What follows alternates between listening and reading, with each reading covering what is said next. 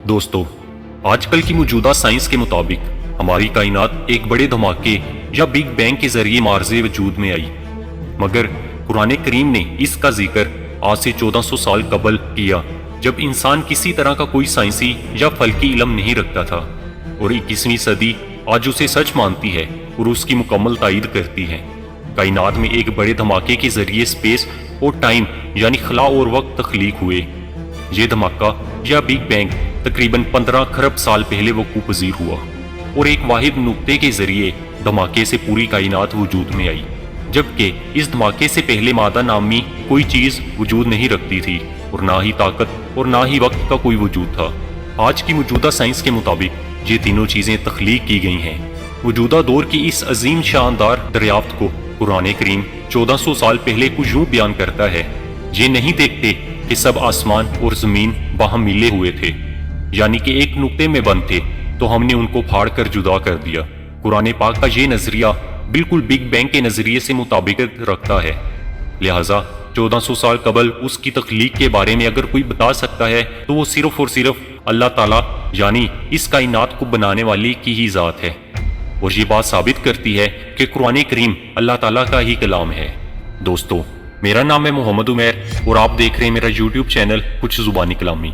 दोस्तों, big bang के दूसरे मरले के बारे में साइंस बयान करती है कि बिग बैंग के बाद अगले 3 लाख साल तक कायनात में एटमी ज़र्रात के बादल छाए रहे, जिनको एक तरफ कायनात में मौजूद डार्क एनर्जी फैला रही थी, वहीं दूसरी तरफ कशिश सकल यानी ग्रेविटेशनल फोर्स आपस में मिला रही थी। इसी कशमकश में आखिरकार कशिश सकल जीत गई और यूं कायनात में बिखरे उन्हीं ज़र्रात के जरिए सियारे, सितारे और कहकशाएं वजूद में आईं।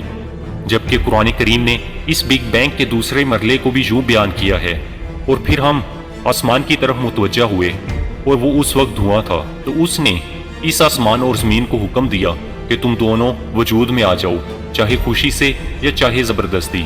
तो उन्होंने कहा कि हम बाखुशी हुक्म बजा लाकर वजूद में आते हैं। उसके बाद बिग बैंग के तीसरे मरले के मुतालिक साइंस कहती है कि डार्क एनर्जी इतनी ताकतवर है कि तमाम कहकशाएं मुसलसल एक दूसरे से 1 सेकंड में 3 लाख किलोमीटर या स्पीड ऑफ लाइट से दूर होती जा रही हैं और हमारी कायनात मुसलसल एक गुब्बारे की मानींद फैल रही है। मिसाल के तौर पर अगर आप एक गुब्बारे पर चंद निशानात लगाकर उसे फुलाना शुरू कर दें तो गुब्बारे पर मौजूद निशानात गुब्बारे के फैलाव की वजह से एक दूसरे से दूर होते जाएंगे। और बिल्कुल यही कुछ हमारी कायनात में हो रहा है। और एक वक्त आएगा जब एक हद के बाद ये गुब्बारा फट जाएगा और इस कायनात का इख्तिताम हो जाएगा, क्योंकि अल्लाह पाक की तख्लीक करदा हर एक चीज़ को अब मुतय्यन वक्त पर मौत ज़रूर आनी है।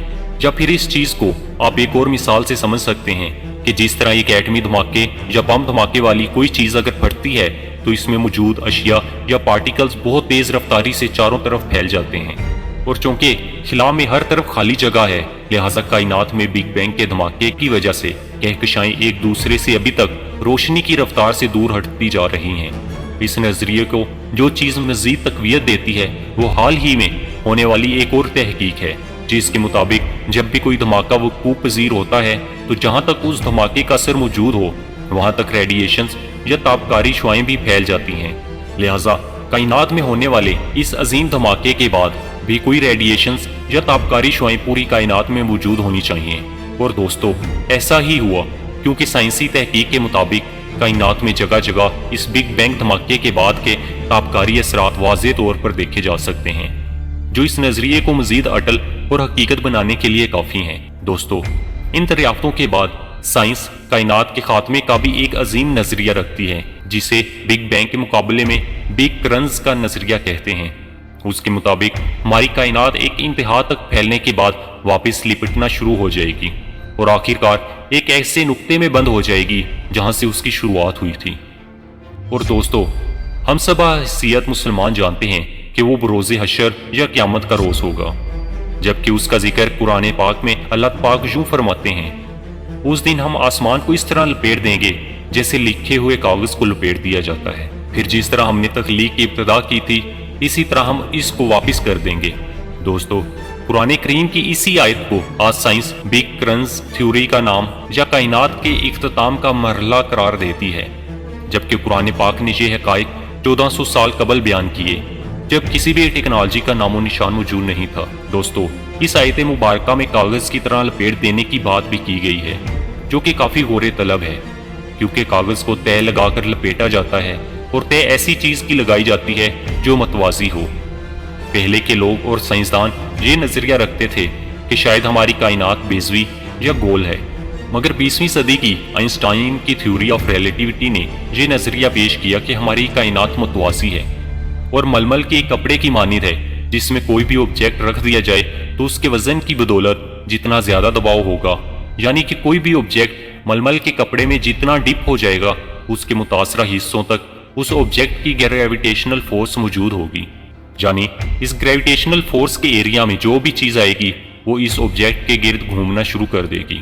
مثال کے طور پہ ہماری زمین اپنے وزن یا ماس کی وجہ سے خلا میں جتنا زیادہ ڈیپ ہے، اس کے اثرات چاند تک موجود ہیں، لہٰذا یہی وجہ ہے کہ چاند ہماری زمین کے گرد اس کی گریویٹیشنل فورس کی وجہ سے گھومنے پر مجبور ہے۔ بالکل اسی طرح سورج کے خلا میں ڈپ ہونے اور اس کے زیادہ ماس ہونے کی وجہ سے اس کی گریویٹیشنل فورس یا کشش ثقل کے اثرات پلوٹو سیارے تک موجود ہیں، جو اتنے فاصلے تک بھی سورج کی کشش کی وجہ سے اس کے گرد گھوم رہا ہے، جبکہ حالیہ تحقیق کے مطابق پلوٹو سورج کے مدار یا اس کی گریویٹیشنل فورس سے باہر نکل کر کائنات میں اب آزاد گھوم رہا ہے۔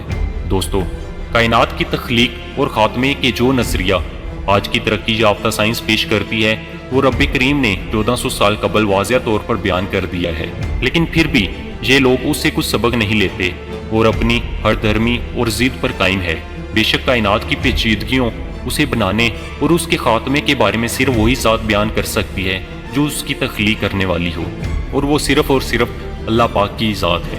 مجھے امید ہے کہ آج کی ہماری یہ ویڈیو آپ کو کافی انفارمیٹیو لگی ہوگی اور پسند آئی ہوگی۔ اگر ویڈیو آپ کو اچھی لگے تو اسے لائک کیجیے اور دوستوں کے ساتھ شیئر کیجیے اور چینل کو ضرور سبسکرائب کیجیے۔ میں ملوں گا آپ سے اپنی ایک نئی ویڈیو میں، تب تک کے لیے خدا حافظ۔